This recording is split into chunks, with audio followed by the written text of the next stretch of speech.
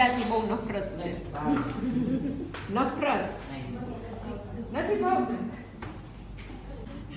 અને આ બધા હું કરે છે ખબર કેમ પડશે? એનો અતિ પ્રિય ભીંડી ભર. હા નહીં, હજી દબાઈ એને બહાર નહીં રહેવું જોઈએ. બસ. તમે શું બનાવો છો? ભરેલી ભીંડી. ભરેલી ભરેલી લેડી ફિંગર. તું ભરતો જેમ ઈ ભરે જોવું અહીં ચોટાડે ચોટાડવાનું આમ જો બેટા આને આમ થોડું પોળું કરવાનું. આ રીતે અંગૂઠાથી આમ દબાવવાનું. જો આ ચોટાડવાનો નથી મસાલો. અને ગોઠવો ફટાફટ ભીંડી ગોઠવો. ઉડે નહીં હવે યાર તું હું હવે ઉડે નહીં. ધીમેથી મૂકવાની બેટા. એ ગોઠવવાની કીધી નાખવાની નહીં ગોઠવવાની ગોઠવવાની ધીમે ધીમે. હા અને જગ્યા કરવાની સમય એ રીતે બેટા. હવે અહીંયા છે ને આ રીતે કરી. ચાલો ચાલો જે બચ્યું છે એની પણ જગ્યા આ રીતે થોડી આપણે કરી લઈશું.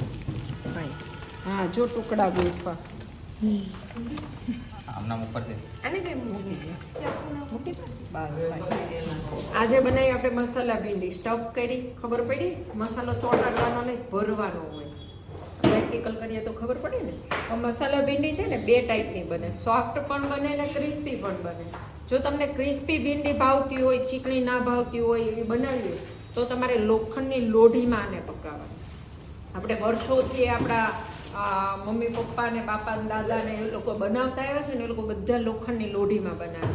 એની અંદર બનાવેલા આ ભીંડીનો ટેસ્ટ વધારે સારો લાગે. મેં કીધું એમ જેટલું ગુજરાતી સબ્જી ગુજરાતી રેસીપી બધી તમે મસાલા ખાંડીને જ્યારે ભરશો ને એનો ટેસ્ટ વધારે સારો આવે. બરાબર? તો ક્રિસ્પી ભીંડી માટે તમે લોખંડની લોઢીમાં બનાવો. પણ તમને જો સોફ્ટ ભીંડી ભાવતી હોય, થોડી ચિકાસવાળી ભીંડી ભાવતી હોય તો તમે નોનસ્ટિક પેનમાં બનાવી શકો. હવે આમાં પણ તમે બે રીતે કરી શકો.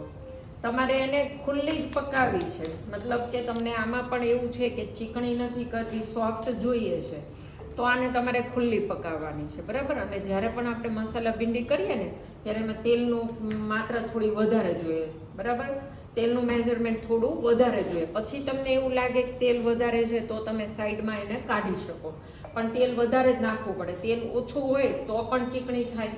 પછી આને લીડ ઢાંકીને કરો. ઘણા લોકોને ચિકાસવાળી ભીંડી ભાવતી હોય, બહુ ઓછા લોકો એવા હોય કે જેને ચીકણી ભીંડી ભાવતી હોય. તો તમારે આને થોડીક નોર્મલ પેનમાં સતળાઈ જાય ને પછી આને લીડ ઢાંકી દેવાનું. તો લીડ ઢાંકવાથી કુકિંગ એન્ડ બોઇલિંગ બંને થાય. બફાવવાની પ્રોસેસ અને નીચેથી કુકિંગ એટલે સતળાવવાની પ્રોસેસ, આ બંને વસ્તુ થાય. બરાબર?